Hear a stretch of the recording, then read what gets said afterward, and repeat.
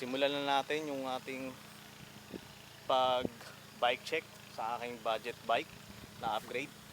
May kasama pang mineral water nung nag-bike ako. Lagay ko muna rito.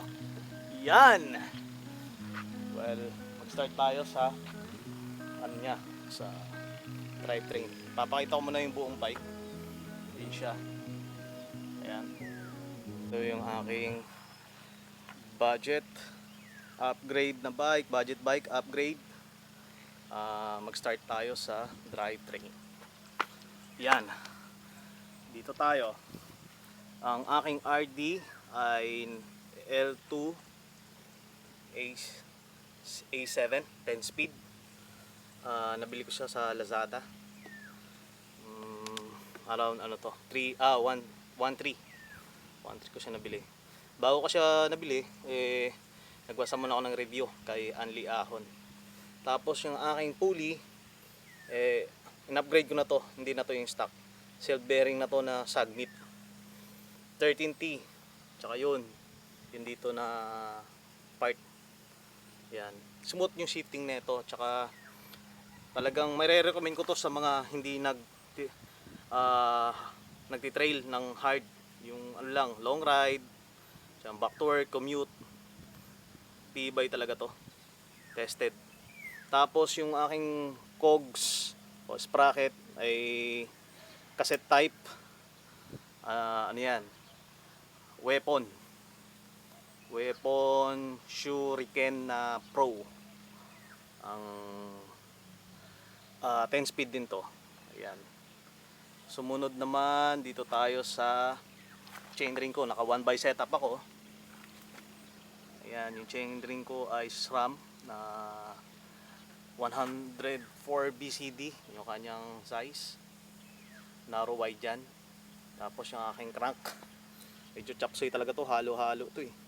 Yung aking crank naman ay Shimano na Alivio na phase out na. At yung aking bottom bracket ay Halotech na. Naka-Halotech na yan. Yan siya. Magaan ni pedal.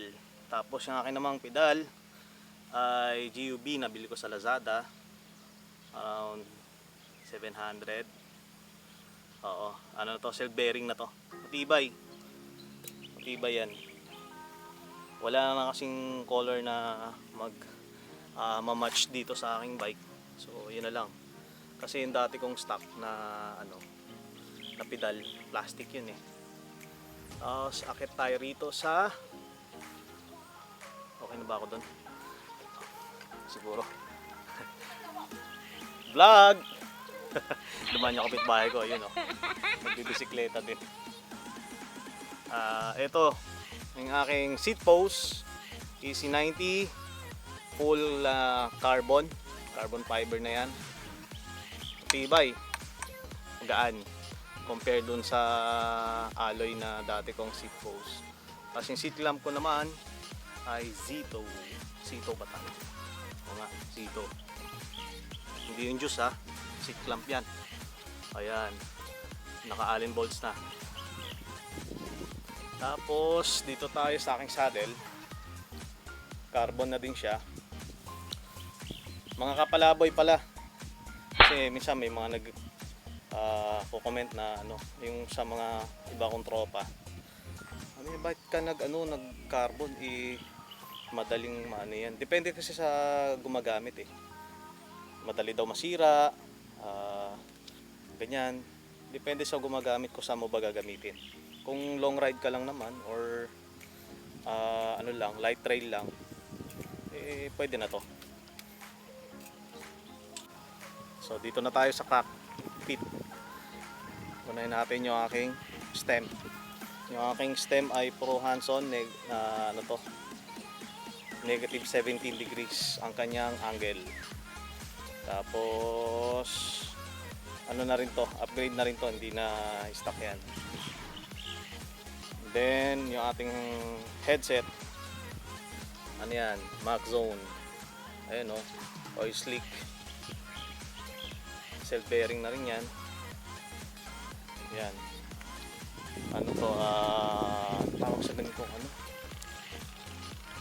integrated.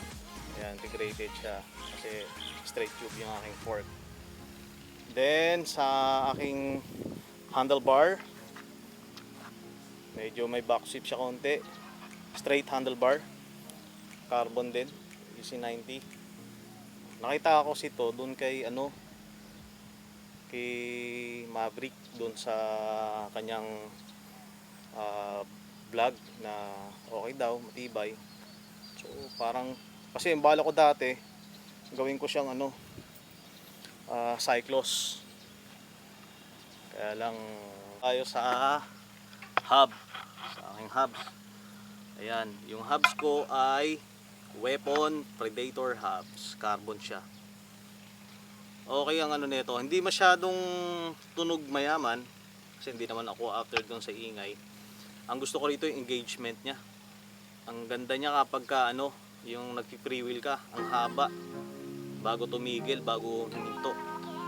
Kasi ang dami niyang engagement, talagang the best tong Weapon Predator hubs kung nasa range ka lang na medyo nagtitipid ka talaga. Pero kung gusto mo naman ng kamahalan, doon ka na syempre sa may pangalan, talagang subok na. Kasi itong Weapon, bago pa lang siya na umaalis sa industriya ng side. Okay yan. Carbon yung kanyang body. Ito. Carbon yan. Ito naman, alloy siya na 70-75. Japan Technology. Natin. Wait lang. Ating ibabike.